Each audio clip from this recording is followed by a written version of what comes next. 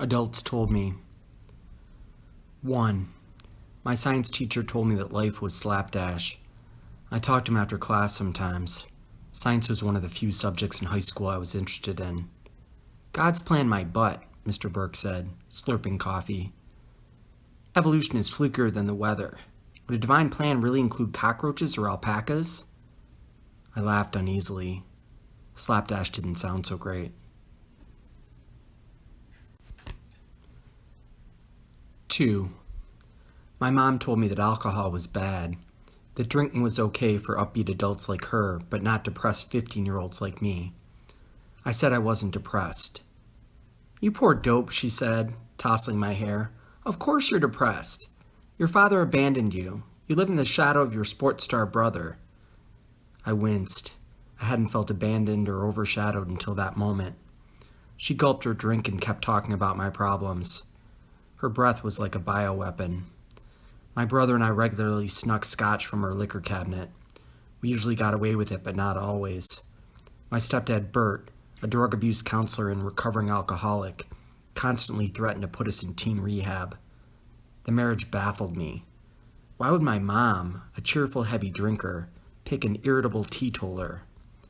When I first met Bert as a kid, I felt the full crushing weight of my parents' divorce. Bert stank of cigarettes and had a sleazy pot belly and a sneering smile. My dad's leaving had left the door open to monsters. 3.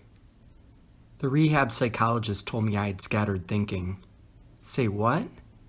But I didn't really pursue it. Rehab was devastating. I felt like a boozy loser. I was enraged that my boozy mom had signed off on it, and that my boozy brother had dodged it simply by being older and away at college. I poured my rage into a pool tournament with the other teen patients. But the psychologist, a short, meek, whispery man, kept bringing up the scattered thinking. I soon realized that scattered thinking was code for schizophrenia. Fear swallowed me. I lost the pool tournament. Years later, I thought about tracking him down, but I'd forgotten his name. The internet isn't magic. You can't just search for psychologist who told me I was insane. Ultimately, though, the whispery fucker conceded that I wasn't fully schizophrenic yet. I was sent home and went back to school, to rehab jokes in a cloud of constant festering shame.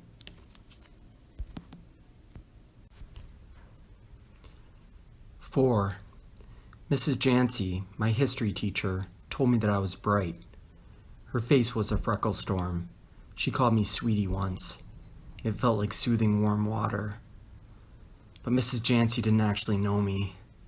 She didn't know that I sucked at football, or that I'd been to rehab, or that I cried every night. She didn't know that my mom and stepdad were reading a book about mental illness. 5. The psych ward therapist told me the mind evolved over time. You're not insane now, he said. Will you ever be? Who knows? I mean, you're only 17. I lifted weights in the rec room. I played cards with a bipolar woman. Unshaven men in reeky robes wandered the halls. Nights were fearsome. I lay awake in my scuzzy room. My ears felt plugged. My head tingled evilly. The darkness felt like it might at any moment unleash sinister voices and visions. I fantasized about suicide the way I used to fantasize about Mrs. Jancy. I imagined disintegrating in smoky, scalding lava. On my last day, I asked the therapist if God punished people who killed themselves. I'm an atheist, kid, he said. I don't believe in that stuff. 6. My stepdad told me to kill myself. Just do it already, Bert said, lighting a cigarette. Stop whining about it. For a brute, he was conspicuously wimpish and lazy. The couch was his kingdom. His stomach bulged, his limbs were ghoulishly frail.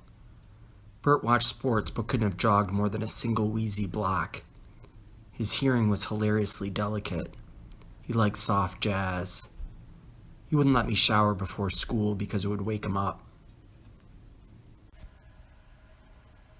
6A. Bert told me I wasn't abused. I told him I never said I was. Maybe not, he said, but you sure act like it. Wah, wah, I don't feel well, my head hurts. Big talk coming from a guy who constantly griped about his heartburn. Bert was the only person I ever considered killing.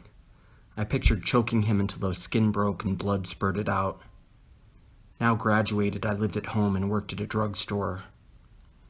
At Bert's funeral a decade later, I said kind things that I instantly regretted. Death makes us too forgiving. Sure, Bert had a mellow side and could be fun to stream movies with, but his monstrous side was fucking massive. He once locked me out all night for getting home 10 minutes after curfew. Over the years, he had called me a punk, a pussy, and a freeloader. He had flung green snot at me and viciously stomach bumped me.